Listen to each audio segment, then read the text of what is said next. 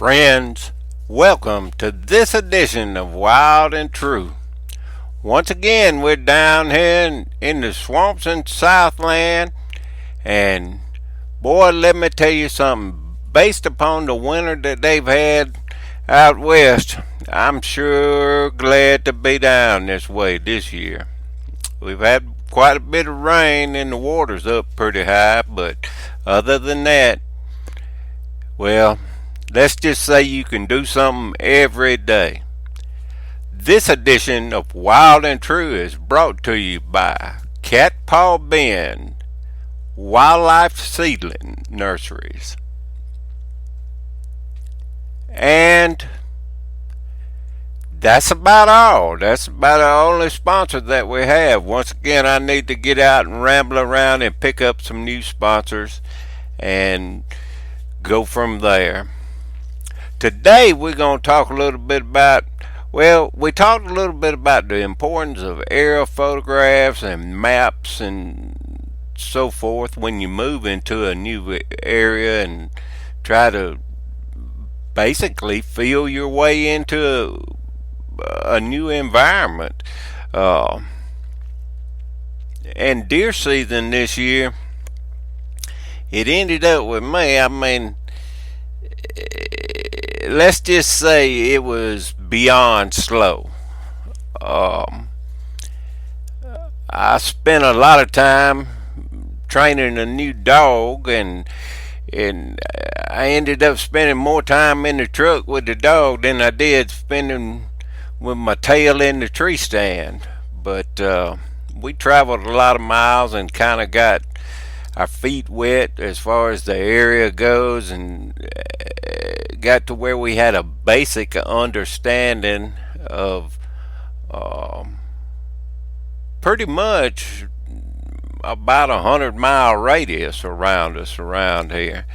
And of course, a lot of the opportunities we are going to be having is going to be on public land, 100% public land, and like out west, that all brings its own set of challenges and everything. But today, I wanted to tell the fact that after all the hunting and I kind of went through the highs and lows, I didn't see near the deer sign that I thought I should have saw and everything so forth. But finally ran into a group of people, and they've helped me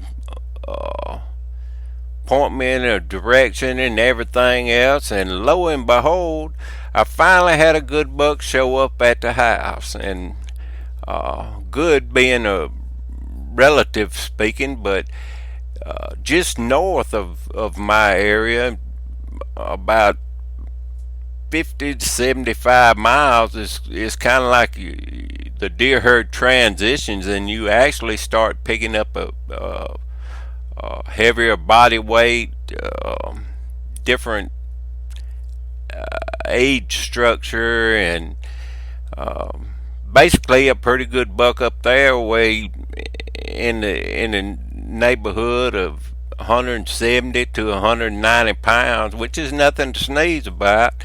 And we'll probably score 130 to 140. But that's just what this area produces, and it's the most amazing thing. The whitetail habitat around here is absolutely unbelievable as far as the amount of browse and the relative ease of living you would think they would have, and the predation and everything like that. But there's just not that many deer right here. There really is not. For the life of me, I can't understand it. I don't understand if it's the soil. I know it's definitely, they shoot a lot of deer around and everything, but it's definitely not, it's not from lack of habitat. The bigger bucks, They know what to do. They've been doing it. That's the reason that they're big. They don't move. They're nocturnal, and they just don't move and all that. But you say that, and then at the same time, you'll bump along and you'll find. In other words, I've never really bought into the total nocturnal thing. I've seen what they do when they receive a tremendous amount of pressure, but these deer around here are not really that heavily bothered. I told somebody around this little community, I said, I've never seen a group of people that had more four-wheel drives and more gear and equipment and everything to hunt it. I'm telling you, when me and Fred Law and everything back in the Wild Venture days and back when we grew up deer hunting and everything we owned looked like a bomb had went off on. We kept good gear, like you kept good climbers and you kept good four-wheelers and you kept good trucks and rigs, and of course we had all the equipment that we needed, but our equipment showed the result of use because we used it day in, day out.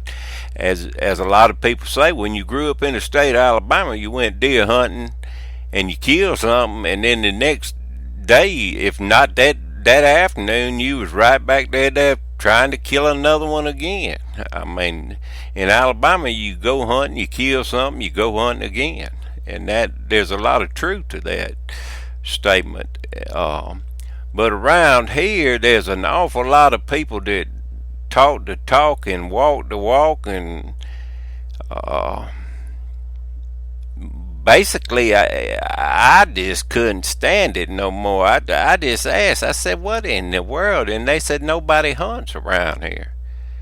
And I said, so you mean people don't come home and get off work and then go spend 30 minutes behind the house in a tree stand? And they said, no, they go somewhere else to go hunting. And lo and behold, it took a while. It actually took all the way through deer season. He was laid up somewhere around here.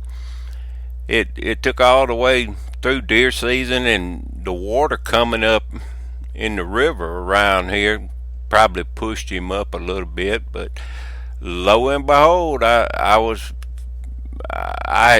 when we moved, I had a bunch of old trail cameras, because I don't use trail cameras a whole lot, but they are handy to grab hold to every now and then, because there's some interesting things you can find out there at Rush Creek Guide Service with Danny Pierce.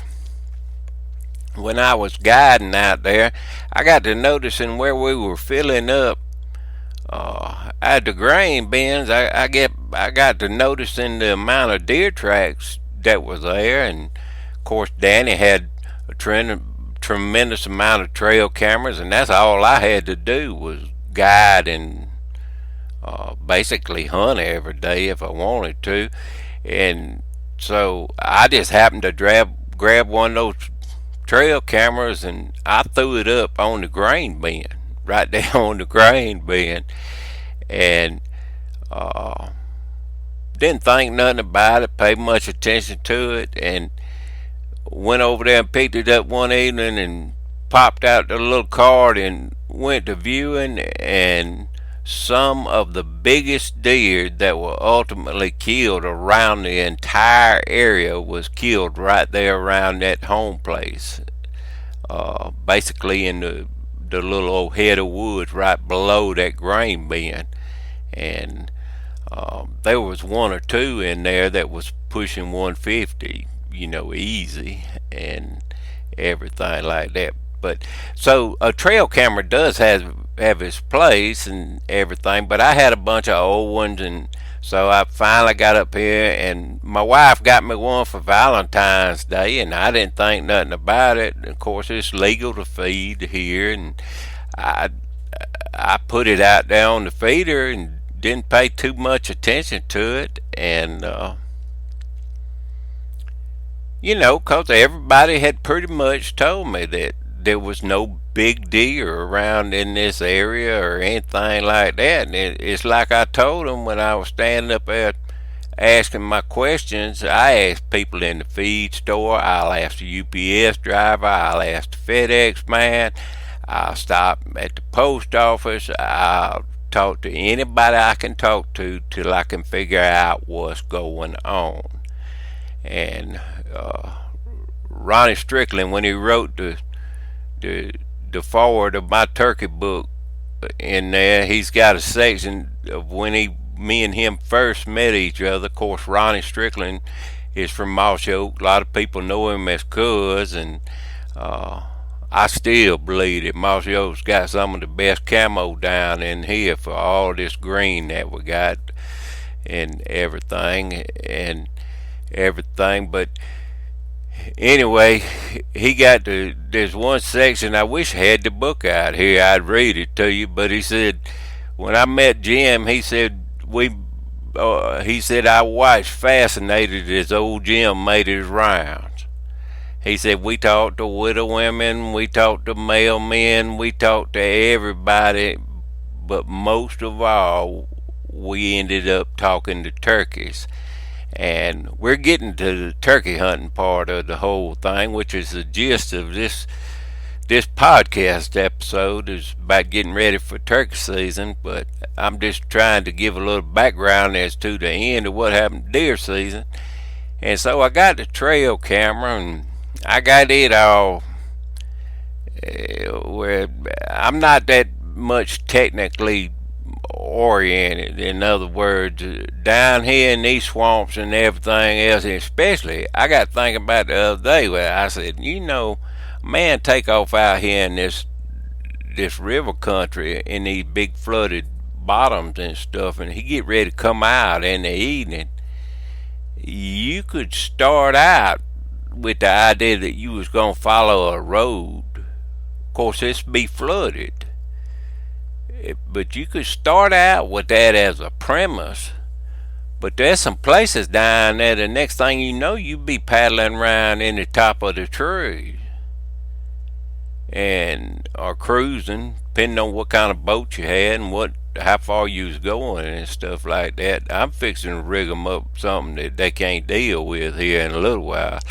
But anyway, I got to think about it. You better be pretty sure. So I always got a compass. I'm not that technological. So I get the trail camera, and she got it for me for Valentine's Day, and so I got it all coordinated. Of course, they had about 5 different cards that go in the thing, and I didn't have the right one, and so I had to wait on that. And so I finally got everything set, and I hung it up, and I kind of just let it sit out there. I didn't even pay no attention to it. Deer season kind of wound on down, and I really wasn't that mad at them. And I thought about shooting one doe right there at the end and everything, but being how we in kind of a camp environment, the freezer was full, and I'd have had run wires all on top of the ground and everything like that. And I said, it's better just for me just to chalk it up this year. And plus, Tougher, this dog I got, the Tougher, he needed the companionship in the truck. He just a puppy and all that. And so I kind of let it go. But after that, it hung up there for about 2 weeks, I reckon, before I finally went out there. And it was kind of the deer season went out, and then about a week went by, and then I finally went out there and pulled it down, and I popped a little card out, and like I said, I was going through there, and there was several groups of does and yearlings come up and everything, no young bucks or none of that, and all of a sudden, at 8 o'clock at night, there was this one. And he's respectable anywhere you carry him in the country. and I ended up with three pictures of him standing up there. He needs another year or two growing on him. I